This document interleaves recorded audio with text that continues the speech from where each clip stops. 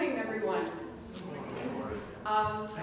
You have had a lovely brunch, those of you who are brunching downstairs. Thank you very much for joining us on this surprisingly snowy family weekend. This has been a year shaped by surprising weather events for us, so we appreciate you hanging in there with us and with the city. And thank you for coming to this panel. I am Lisa Holibaugh, the first year class dean. I think I met many of you perhaps on move-in day, perhaps yesterday, and I'm excited to welcome you to this panel. If you were here on move-in day that ended up being move-in day, not the originally scheduled one, you may have attended a panel called Steering Your Student in the Right Direction, and my colleague Courtney Bazin-Colvin and I talked about working with first-year students and what we have seen as what some of the typical highs and lows of a first-year college might be. And today our panel on thriving as a first-year student is revisiting some of those steps, but now hoping to put them into some context. For those of you who are students, now you're in the middle of it, things might resonate a little differently. Those of you who are family and friends may be getting phone calls and texts and are hearing a lot about what the experience is. And so we'd like to just kind of offer some observations from people who have been directly involved in the first year experience at times. I just wanted to say a few remarks about the first year class as I've been working with them these first months of the semester. I've gotten a chance to meet with many of them one-on-one. I've gotten a chance to see them in groups and workshops and at gatherings and at study breaks. In many ways, they've gotten through a lot of transitions. They know how to get through the tunnels. They know what the dining hall hours are. They know which libraries are best to study at and which ones are best to socialize at. So they've gotten somewhat of the lay of the land, but in other ways, the transition is still very much still going on.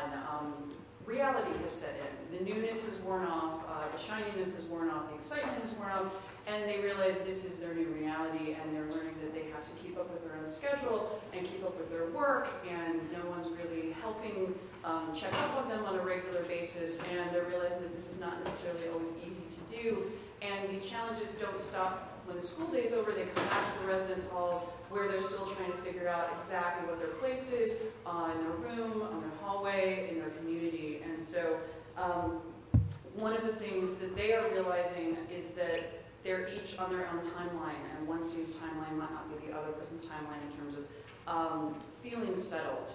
And many of them feel like they should be settled now. It's been almost 2 months, and that seems in some ways abstractly like a large amount of time. But I think all of us will agree who've been through it, for the transition into college, it's no time at all. 2 months is no time at all. So in my conversations with first years, I will say some of the conversations are just so inspiring. I hear students saying, I love my classes, I love my roommate, I love the food, I love everything about this place. And of course, I love hearing that. And I'm always struck by how many students have this really immediate and visceral response to Barnard from the time that they're looking at colleges and they come into a visit and they're going through their applications to the time when they move in. And that kind of excitement about Barnard can really help carry students through some of the stressful times of midterms and other parts of the transition. But I do talk with students who maybe don't feel quite so sure as that. Some of them are still homesick. Some of them are still very nervous about what their professors are expecting. Some of you may have received phone calls or gotten texts that go something like this. Everyone in my class is smarter than I am. Everyone studies all the time, or everyone goes out all the time. I'm not sure how those two things coexist at the same time. My professor is harder than anyone else at Barnard or Columbia. There's no one for me to hang out with. These are really natural responses, I think, for many first years, and we hear them from a number of first years, but students don't always realize that they have classmates around them who are feeling these things as well. They often feel that they're the only person on campus feeling this way. And so let me just say a couple of things about this in case it sounds familiar.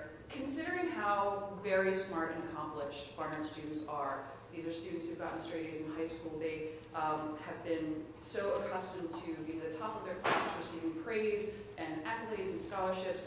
It can be a real shock for them to be one of many, many, many smart, accomplished women. And they may be very unsettled and even kind of scared to feel that they're confused and challenged for the first time in a very long time. And their professors are trying to challenge them very specifically, very deliberately, pushing them to understand more complicated and nuanced concepts, pushing them to develop more sophisticated ways of expressing themselves, whether it's in speaking or in writing. And even students who are already very astute readers or very, very good writers are being asked to look at their work again, to revise it, to push themselves to the next level. And that can be really frustrating to students who were used to getting top grades on the very first draft or the very first thing out of their mouths. Some students are also struggling with the fact that the strategies and work habits that got them through high school so successfully are not working thus far to get them through Barnard successfully. The reading assignments are so dense, you may have heard that they might be reading 100 pages for one class just to turn around and be assigned another 100 pages for the next class 2 days later. And they may be needing to spend more time on their reading or less time on their reading. And they've taken one term, they need to turn around and take 2 more midterms next week. And this is the time of year when I often have students in my office, the ones who were in my office at the beginning of September, saying, why can't I take more than 4 academic classes? They're now in my office going, do I have to take more than 4 academic classes next semester? This seems to be so much work. And believe it or not, it is time for them to start thinking about what they're going to take next semester. We are going to ask them over the course of the next 3 to 4 weeks to sit down and form a plan for their spring semester and to actually sign up for courses and reserve spaces. And that's a whole new challenge while they're trying to think into the future while also still juggling what's going on here in the present and asking them to add one more thing to what they're thinking about. We're doing it, as you may have heard me say during the summer process, hopefully to make it a step-by-step, stage-by-stage process that allows for some deliberate and thoughtful planning, which we hope takes a certain kind of anxiety away. But of course, asking them to think about it right this minute can also add some anxiety. So I did just have meetings with the whole first-year class last week to give them a heads up of how this process works, to walk them through what the stages are like, how they might carve out some time and some sort of headspace to think about these things over the next several weeks. But it can be stressful and confusing, particularly for new students who are going through this for the first time.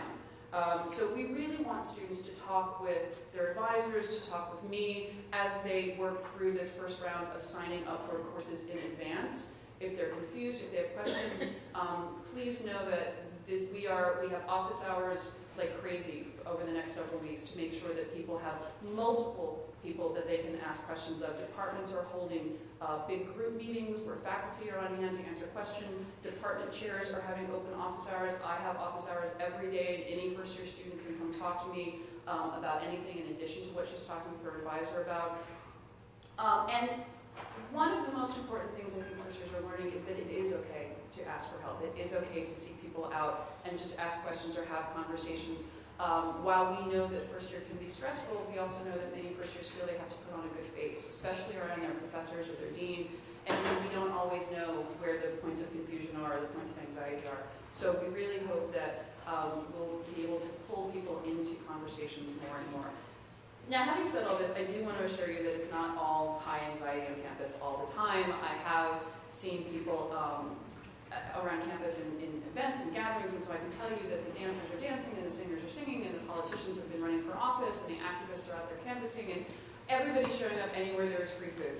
So there's definitely moments of relaxation, and I hope really moments of excitement and inspiration going on as well. So I guess to sum up, the first years are going through the highs and lows and the ins and outs of first year, which for me means they are learning the ropes and they are figuring things out, and they will slowly but surely find where their niche is academically, socially, but it's still very much in process. And so you've heard this from me probably multiple times now, and so one of the things we wanted to do with this panel today was to let you hear about this from people who have lived this experience so vividly and directly not too long ago. And so we have a panel of wonderful upper class students who not only survived first year, but actually learned some things from it that have helped them thrive in their Barnard careers. They have not only successfully found their way into academic majors and courses of study and internships and other valuable things, but they have also figured out how to be a really solid part of the community here. They are, in fact, all RAs. And so we've been talking over the last couple weeks about reflecting back on the first year experience and kind of crafted it into a panel. And before we introduce them to you, I want to turn things over to my colleague, Courtney Bazan-Colvin, who is the first-year focus director in residential life, is going to talk a little bit about how the first-year class has been settling into the residence halls, and then we'll launch into our discussion. Hi everyone, how are you? Thank you for coming here with the beautiful fall day that we have. I think the transition that our weather is having right now, it can often be similar to the transitions that our first-year students can face. Living in the residence halls and being part of the Barnard community and coming into class, sometimes the transition is really smooth, and sometimes the transition encourages snow to fall in October.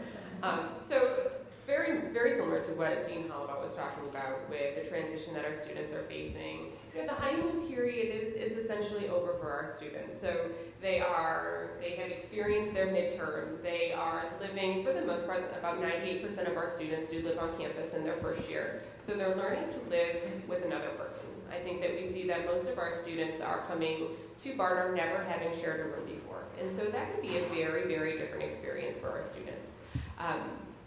I have the wonderful opportunity, being the director of the First Year Focus Program, is that I get to work with not only all of our first-year students who live on campus, but a wonderful variety of student leaders, such as the RAs next to me, that really help your daughters go through this experience and adjust when there are bumps in the road. And so some of the bumps in the road that we kind of see right now are, you may get phone calls from your daughter about, I hate my roommate. And then the very next day, you may get the same phone call, but I love my roommate. She's awesome. And so some days it can be a love-hate relationship with their roommate. And the RAs and I are here to help them have those conversations, help them get through those bumps in the road that may be, help them understand where the other person is coming from.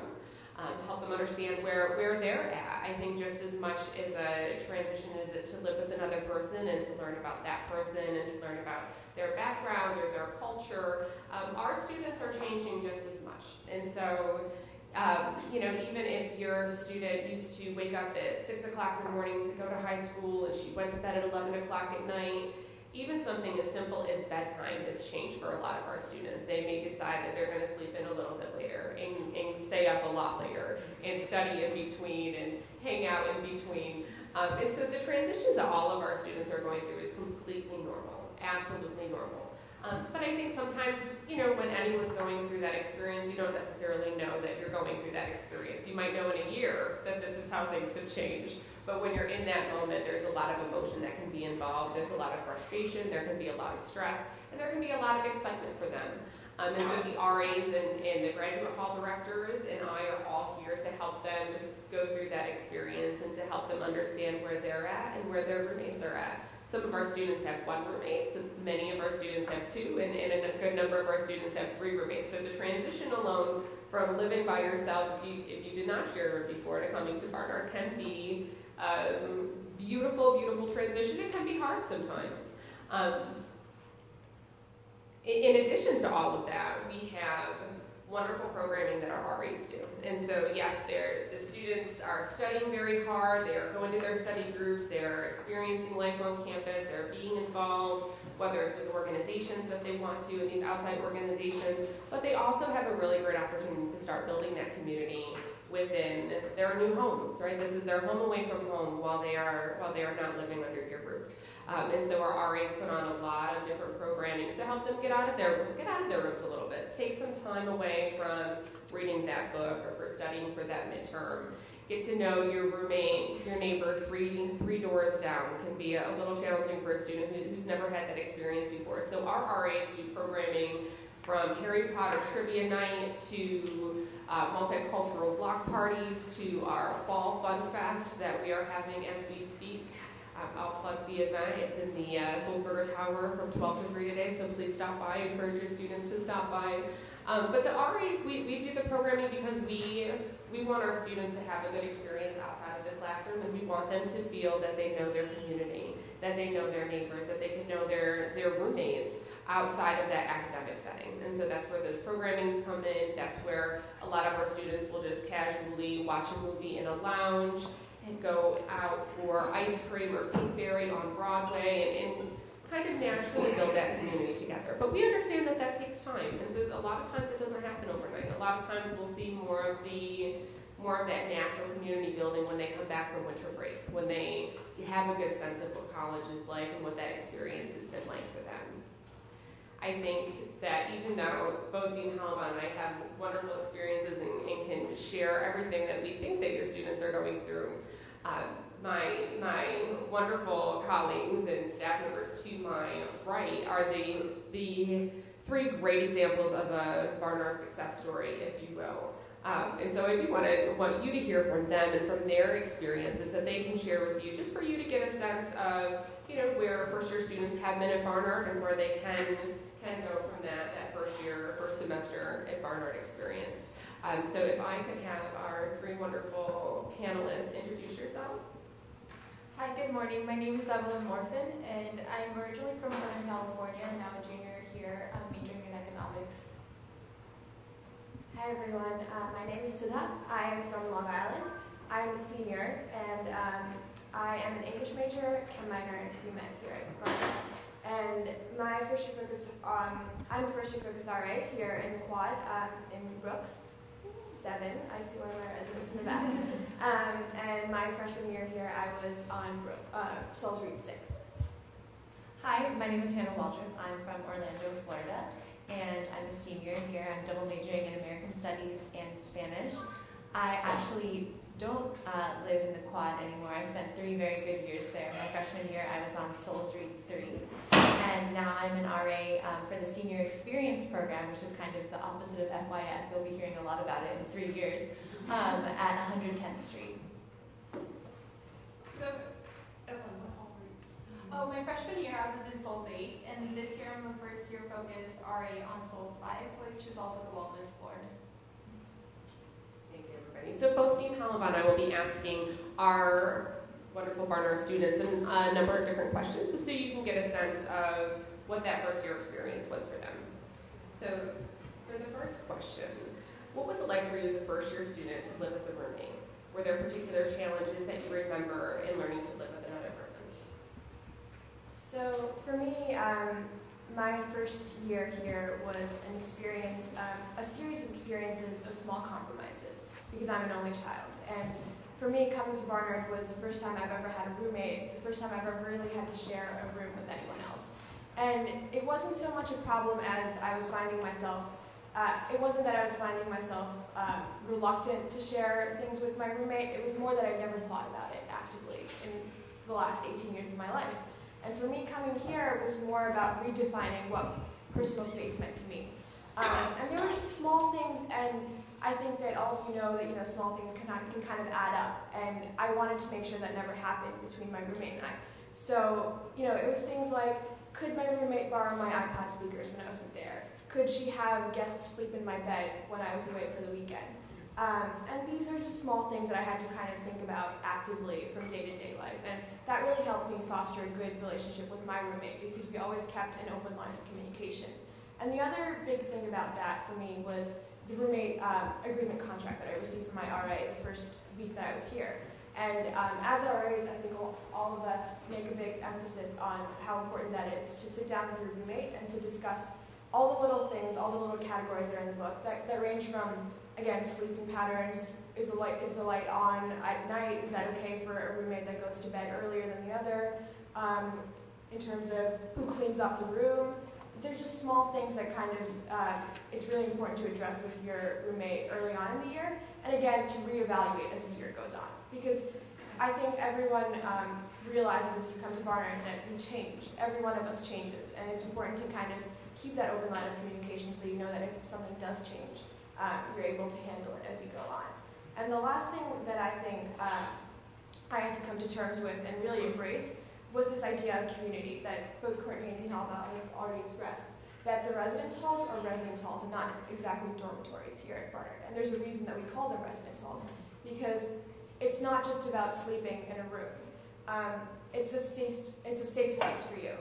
It's for every resident that comes back. We want to make the residence halls a place where they can feel safe, where they can feel nurtured, and where they can feel a sense of community with their fellow residents and fellow students. And that's something that I really had to think about.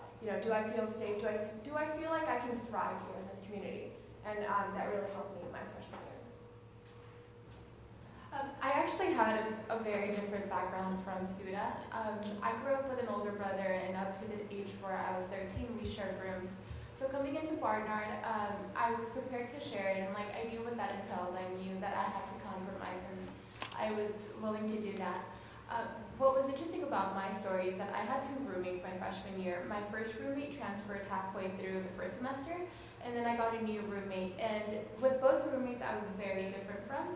But we had a great living situation just because we both respected one another. We were willing to talk about the differences as to the little things, like Suda was saying, whether you want the AC on or off, lights on or off, and at what time, and what that really means.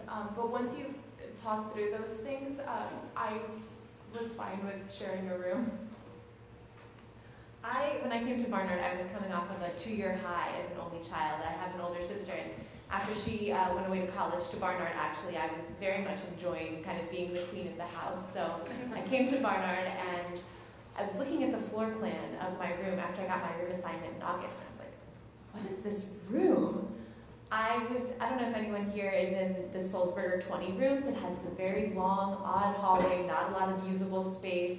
The room is not a square, it's a very odd rectangle. And I'm sure anyone going into a space that wasn't quite your ideal picture of what a dorm room looked like, it kind of throws you off. So I was very fortunate when I got here, and my roommate seemed to be she had a lot of things with her, let's just put it that way. But at the same time, I was very glad because she was a very neat person, and we learned that I think what everyone has been stressing is that communication is so key, and consideration is so key. So of course there are a few bumps in the road at the beginning of the year. Once it was within probably the 3rd or 4th week of classes, I was just coming back to have some lunch or something, and the lights were off in my room. I walk in and you can't see the room from the front door because of the odd shape of it. And my roommate is snuggling in bed with her boyfriend from home, and I was like, oh, hello. I had no idea he was coming in, and I felt very uncomfortable in my own space, and so I pretended that I didn't actually want to be there. I was like, oh, just had to get this paper, bye. And it was a very clearly uncomfortable situation. And so later that day, my roommate and I had a conversation about that. Listen, this is not something either of us had anticipated, so let's be much more communicative in the future. So from then on, if he was coming into town, she would let me know. If I had friends coming over, I would let her know. And it doesn't have to be let's sit down over the roommate contract and, talk about this. It was very informal. We would shoot each other text messages, hey, I'm gonna be home pretty late tonight, or going to the library, that kind of thing, just so that you know that there's someone there checking up on you. So even if you're not best friends with your roommate, which I wasn't, we never did anything socially outside of living together and sharing funny YouTube videos, that it's very fine to just check in on someone. It's nice to know that the person that you're living with cares and is looking out for your well-being, and I'm sure that's something that parents would really appreciate too. So definitely consideration and communication were so key, and at the end of the year, as I was moving out, it was one of those moments where we looked at each other and we realized, oh wow, we weren't best friends, but we never had any fights, and we were just able to really appreciate each other because of how aware we had been of each other's needs and each other's spaces. So I think that living with a roommate can definitely be a very positive experience, even if you don't think of it during the process as that. And how did you start feeling more settled at Barnard? What were some challenges that maybe you also had in trying to get settled here? Well, for me, I definitely wanted to feel settled in returning to something that was familiar and important to me. In high school, I was a major band geek, and so here I wanted to find a community apart from my residence hall, where I could express that part of myself that had been so important in high school.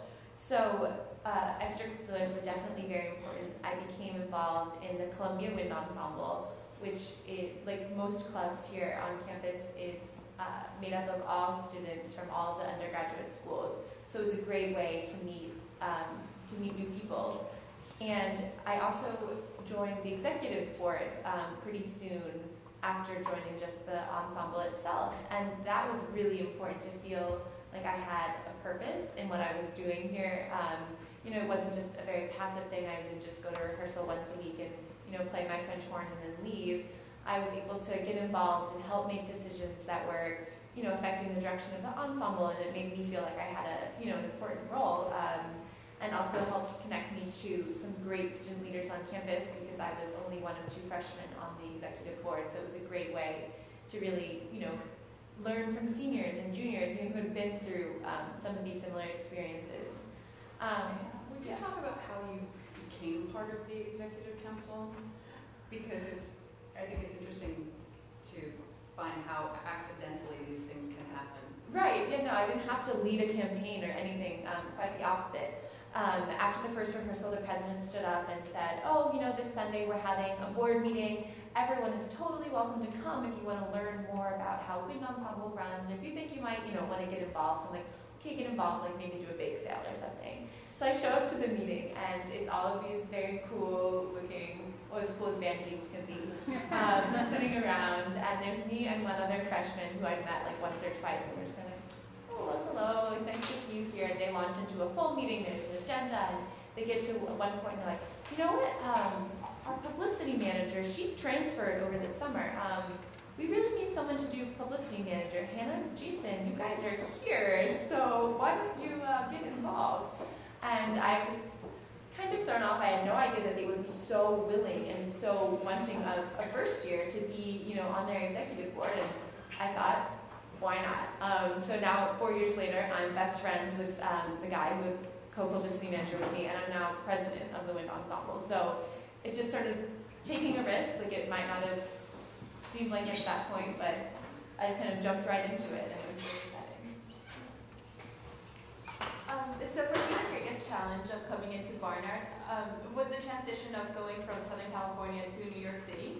That's a big transition. In addition to that, like things were going on back at home that made my transition even more difficult. But just to echo what Hannah was saying, that importance of having a smaller group that you're a part of within the Barnard community is essential, because you're developing relationships with your peers that you don't have the opportunity to do in your classes because you're studying or you're listening to a lecture.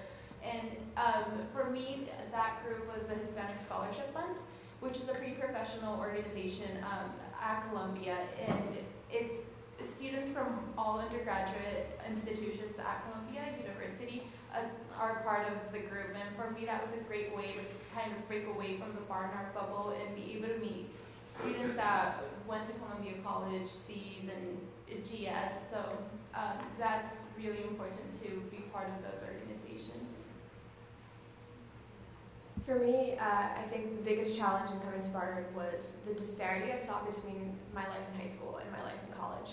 And more specifically, that meant really taking responsibility for myself and taking care of myself when there wasn't someone always there to wake me up in the morning or call me in the middle of the day or pack my lunch for me or, you know, ask me how my day was when I came home. And I'm from nearby, I'm from Long Island, so I'm from about 40 minutes away, but it was still a huge change for me to be away from home in that way, in terms of just getting up in the morning and making sure that I knew just little things about myself. Again, you know, nutrition I think is a huge, really important thing that students don't necessarily think about. But again, I had to start thinking about, you know, how can I regulate my own diet, and especially as a vegetarian, come to campus and take care of myself and be healthy, and also just have a balanced diet and keep myself balanced in every aspect of my life.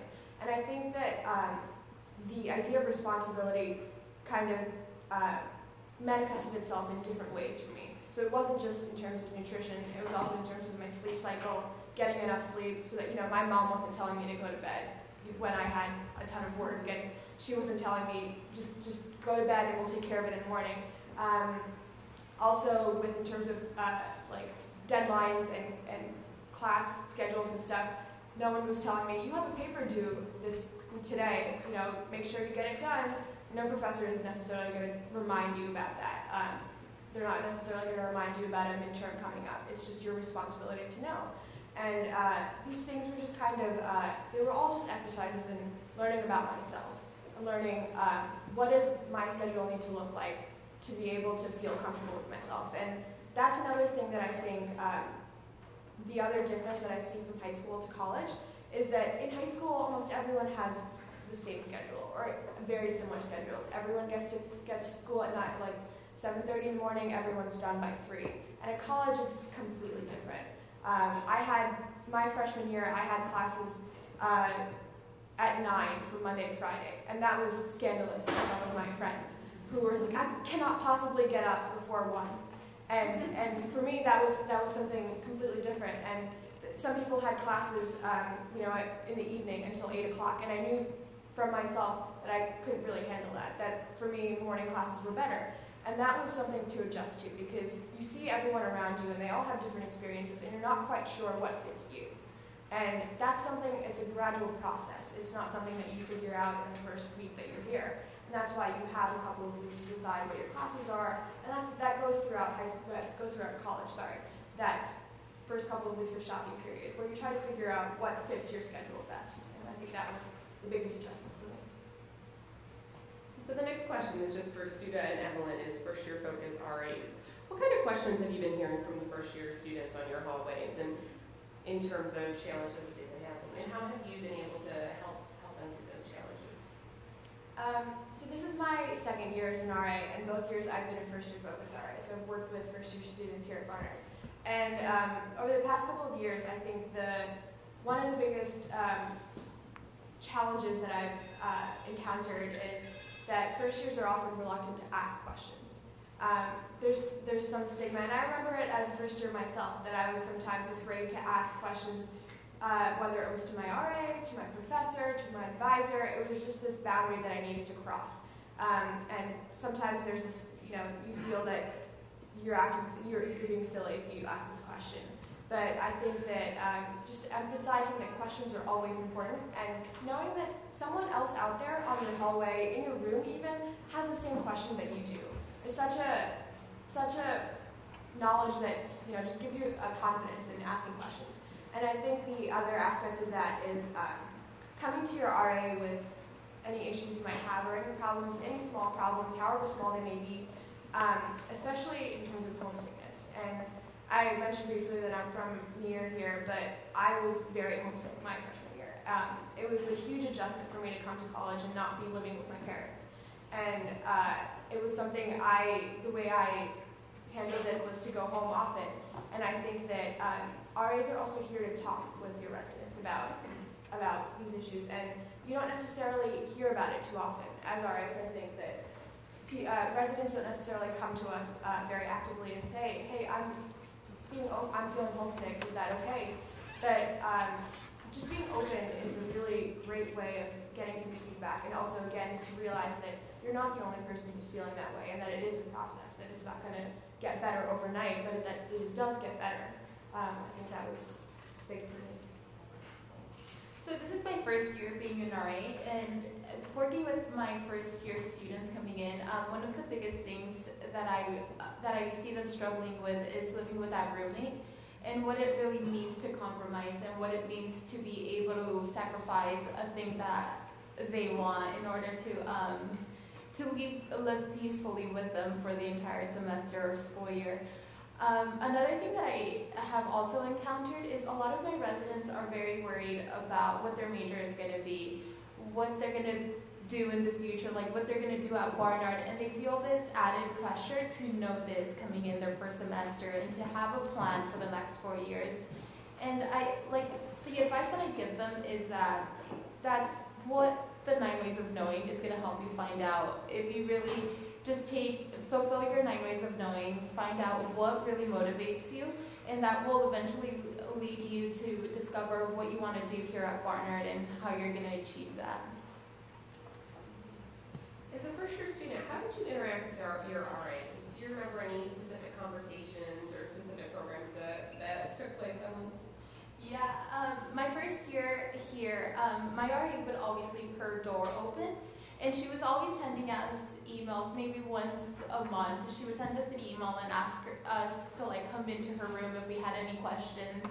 And if I ever bumped into her in the hallway or in the restroom, she would always say hi, and she was very invested in how we were doing. And I think that was really important for me because it was really comforting to always know that I could go down the hall and see my RA and she would be willing to help me out if I needed it. The example that comes to mind of an instance of like when she helped me was when I got sick over the fall break. I didn't even know where health services was. I didn't remember from orientation, and just being able to knock on her door and ask her about that and having her show me where it was, that was very helpful for me. For me, my first year RA was really influential for me in terms of how much of a role model she was. Because I was able to observe this young woman. She was a sophomore when I was a first year, and I was able to observe that she was able to balance so many different aspects of her life, and that gave me confidence that I could do the same as I went on through my years at Barnard. And so my RA was a sophomore, and she wanted to graduate a year early, so she was interested in taking. Already she knew, and as a first year, I also kind of knew that I wanted to graduate early, or try to, and so it was a model that I could see that she was able to do so, and she was able to be a sane, healthy person while doing so. And she was also really active in the theater and performance arts groups on campus. So again, I was able to see that she was giving time to her extracurricular activities and not just focusing on one single part of her life. And she was also able to make conversation with all of us. Every time I was in the bathroom, I would end up in a 15-minute conversation with her.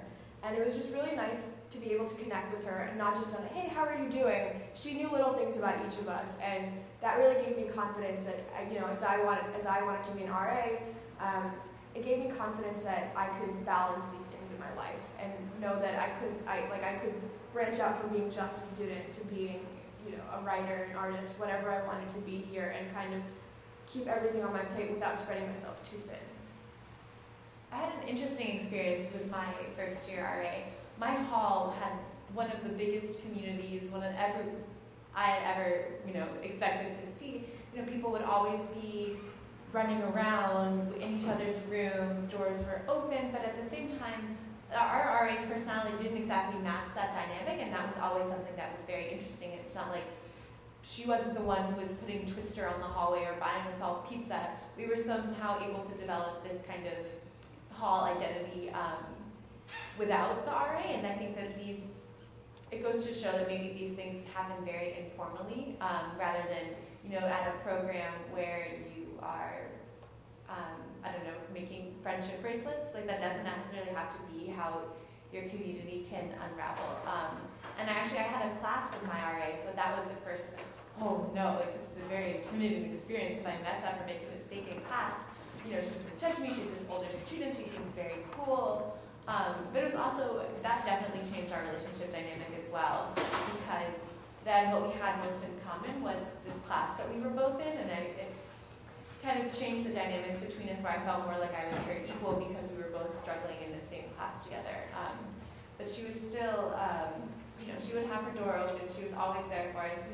Barnard residential life picks people to be RAs for a reason, and everyone has very positive qualities, and even if it's not sort of what you expect, maybe your RA isn't a cheerleader or anything, they can still have clearly she was doing something right to make us so happy to live there and live with each other. So it was definitely a unique experience. And what advice would you have for a student who's not necessarily clicking with our community or finding that place within the floor? I'm just going to echo a few things that have already been said, but I think are really important, that finding your niche at Barnard isn't something that happens overnight. It really is a process, and the first semester here is kind of that transitory process between high school and college, and it really is something that takes a while, and it's a gradual thing, and you don't necessarily even think about it from day to day, but it happens without you knowing. And sometimes, like Hannah said, sometimes there's a natural community on your hallway that just develops without the RA necessarily doing something, or just without too much active thinking about. But sometimes it is important to get out of your hallway community and kind of explore the different options that are available to you on campus. So whether that's through extracurricular activities, all three of us I think are really involved in clubs on campus, and that's really been a source of community for us that's apart from our hallway communities. In terms of athletics, there are lots of different groups, and you can kind of try to find your niche elsewhere that's off of the campus, outside of the residence halls. And I think that the other thing I would emphasize is that you should think consciously about feeling like being engaged with Barnard and being engaged with the campus. And thinking actively about this really helps you to ask people. And again, to be more confident about asking questions and finding out the resources that are available to you, so that if you do have a problem, you can ask someone about it, or you can, if you have an interest, you can kind of ask someone if this is available to you, or you could create your own club, which is an option that's always available. And I think just being able to build that confidence to be able to interact with others is really key. As Courtney mentioned at the beginning during her introductory remarks, the honeymoon period is over, and that's something that I remember feeling very sort of startled by, I guess, around the first couple months of school. Because during orientation in the first couple weeks of classes, it's very much, I felt like I was living in a constant slumber party. Everyone was staying up late, you were having conversations in your pajamas, you were ordering in food because, oh look, we can order from Ollie's, and then you get tired of Ollie's after like 5 nights in a row. And so I think it's in those moments where maybe students can start to feel detached or question, oh, well, I must not feel like I'm part of the community as much because where's all of the energy? Everything is so much more relaxed. People aren't in their rooms, they're out doing other things. What am I doing? And especially on weekend nights, those can be very scary. If people have other plans and maybe you realize you don't really have any plans, it seems like everyone is gone. But at the same time, you have to take a moment to realize that it's okay if you want a quiet night in. And I think that Barnard students are constantly very stimulated, so it's important that you take that kind of time out on the weekends to check in with yourself, even if you're not directly engaging with people, so that if you're taking care of yourself, that you can then later participate in the community more actively. Additionally, there's definitely a mindset you need to adjust to. And it's part of the culture here at Barnard and at Columbia, and people will say, oh, I can't do that, I have too much homework. I can't do that, I have too much homework. I was inviting a first year at Columbia to a social gathering we're having for Wind Ensemble, and he's like, oh, I have a lot of studying for my core curriculum class to do. I'm like, at 11 p.m. on a Thursday night, you have a lot of reading you're going to be doing. So just make sure that your students are being realistic about how much work they can actually be doing on a Friday night, and taking the time for themselves to realize that, no, you know what, it's okay. I'm going to go take 2 hours and see this movie and participate and make friends, even if it feels uncomfortable, if I think I should always be studying. Because you're not going to have a happy experience if you're always studying, if you're not taking the time to feel like maybe you're slacking. But I think that it's in these hours of slacking, going to a movie or checking in with a friend next door, that you really start to feel like a part of the community. I think something about clicking into the Barnard community that you really have to realize is that the process of coming into Barnard is really a process of self-discovery and figuring out who you are. Because when you're home and when you're in high school, you have your parents always telling you maybe you should play a sport, maybe you should play an instrument. And at school, there's always the expectation of like, you're the straight A student, you're the one that led leadership projects.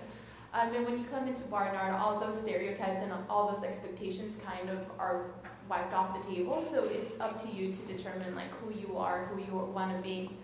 And having gone through the process, what I've discovered about myself is that I have maintained my same values, the values that I grew up with and that were instilled into me by my parents are still there, but the only thing that has changed is really the way I resolve problems and how I analyze scenarios. I think being at Barnard and having gone through the freshman experience has allowed me to have a more mature outlook on the way I see life and the way I see my academic experience here. So as we've been talking about living at Barnard, we've also been talking about, you've been hearing about classes, but I'd like to turn the focus of the conversation a little bit more to the academic side of your life at Barnard, and especially what you remember and reflect on as your first year experiences. And so I'd like to start with the classes that every single first-year student has to take at Barnard, which are first-year English and first-year seminar. And I think we'll all take them in different orders. You can take either English and then seminar, seminar and then English. But generally speaking, they're similar classes. They're small seminar-style classes, a lot of focus on text, a lot of writing assignments. What was it like to jump into those classes first year?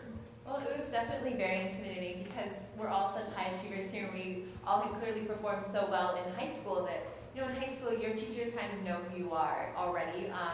They have positive impressions of you. They know you're a good student, so you don't feel this pressure to have to prove yourself.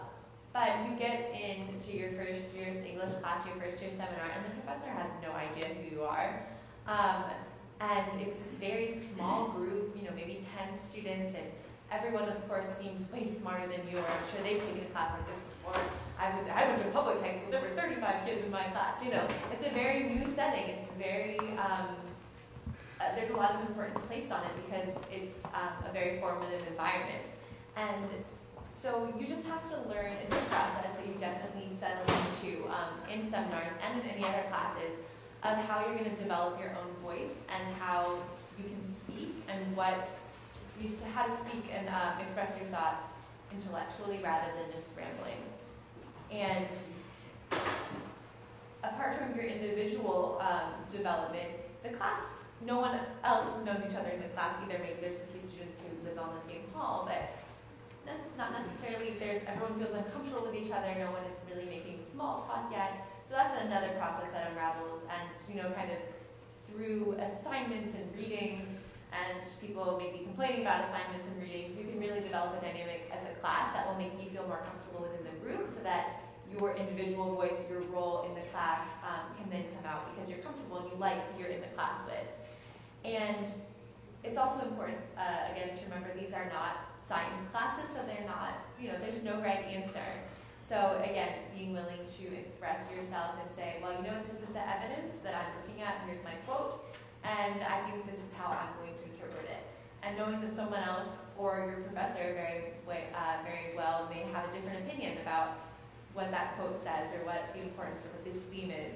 So you just have to be ready to defend your points of view, but know that everyone is there to encourage you, and that no one is there to shoot down your ideas, and that this is an environment for students to flourish and for them to find their voices. So it's very nurturing, and that's what I really liked about it. For me, the first year English class was a big challenge. The size of the class and the number of students in the class and the type of work that you do inside of the class, that I was very comfortable with because my high school was very similar to that. But I'm not an English student whatsoever, so I like having the right answer. But what I learned to do is really seek help from the writing center, who could help me with my papers, help me get all of those grammatical errors out of them, and seeking help from other peers or from TAs in the class, that was really helpful as well. Yeah, like both Evelyn and Hannah have said, it's a time of, I think first year English is a time of uncertainty for a lot of students, because you come into college and you have no idea what professors expect from you, and professors have no idea who you are and what you're capable of. So there is this challenge and pressure about, how do I prove myself? How do I prove that I have a really impressive voice and strength in writing and speaking, and get that right off the bat, because the semester is only 10 or 12 weeks and I need to prove myself right away. And I think that, again, it's really about learning to use the resources that are available to you, like Evelyn said. The writing fellows are amazing, and they're always available to you to discuss your paper with. Also, the library is a great resource that students don't necessarily think about immediately. And just kind of getting adjusted to campus goes hand in hand with learning about these resources that are available. And the other big thing, obviously, is speaking to your professor. And I think that is another boundary that students often find difficult to cross. Meeting one-on-one during office hours with your professor is something, it's so rewarding and so valuable that it can give you it gives you such a rich experience in the classroom to be able to speak with your professor outside the classroom. And it also gives you a sense of confidence, because chances are you're on the same page with your professor, but you just don't know it yet. And I think that as you go through the semester and as you go through first year English, especially as you move into the second semester with the second semester either a seminar or an English class, you have a better idea of what is expected of you and also what you're capable of in the college setting. And while we're talking about these classes, there is a strong emphasis in these classes on writing. You do a lot of writing, you're asked to look at your writing and revise, and in many ways I think you're doing more writing in these classes than you are in almost any other class you're taking as a first year student. What was that experience like for you? So in my 4 years here, I think the phrase that I've heard pretty often is, "This has never happened to me before." And that's usually in terms, with respect to a bad grade on a paper.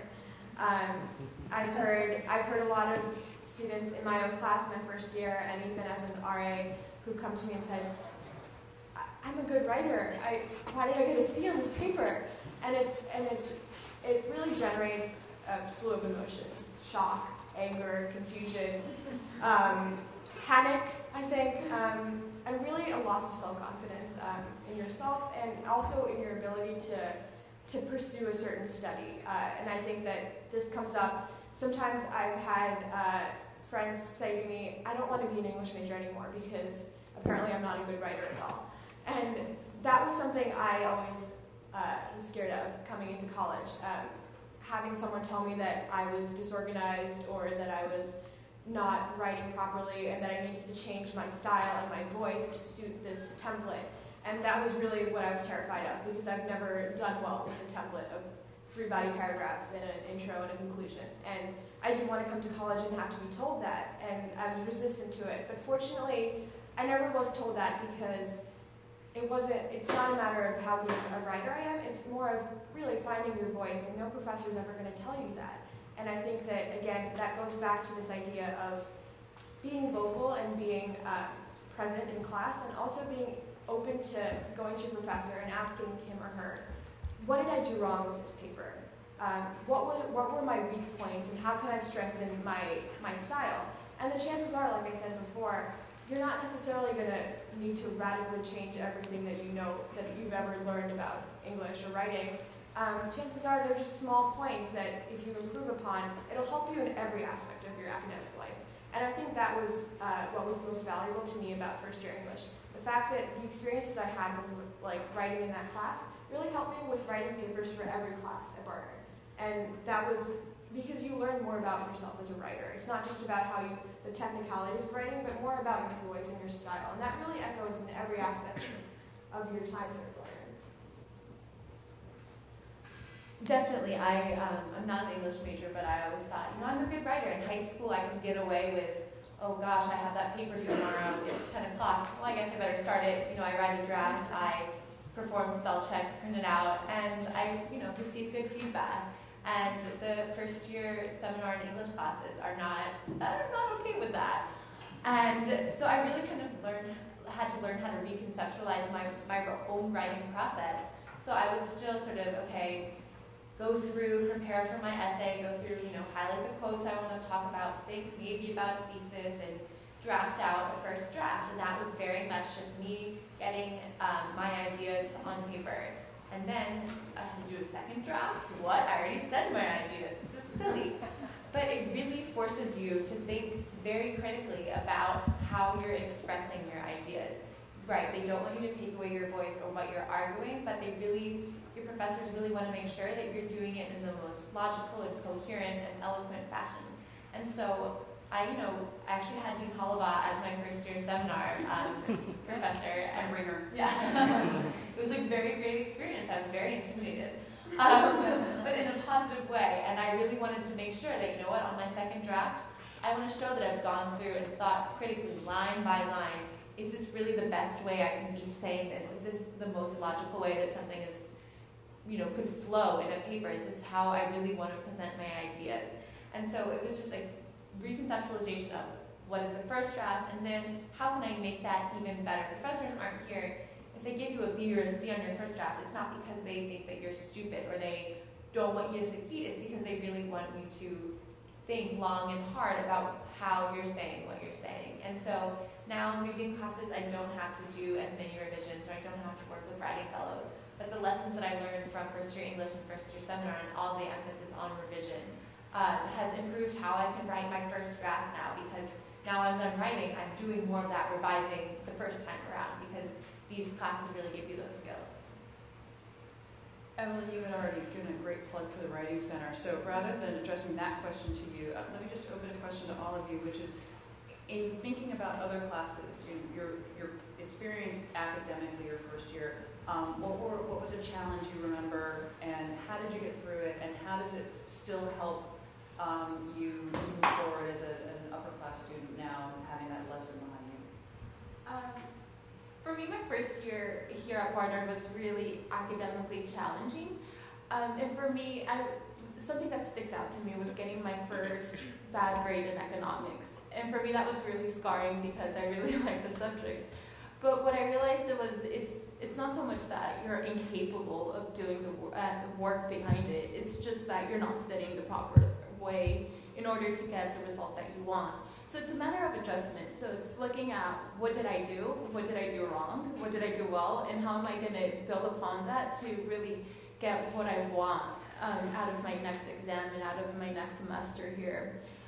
So it's just a process of like seeking help from your professors, seeking help from your classmates, maybe reorganizing the way that you study. Something that I do now that I didn't do coming into Barnard is having like study groups.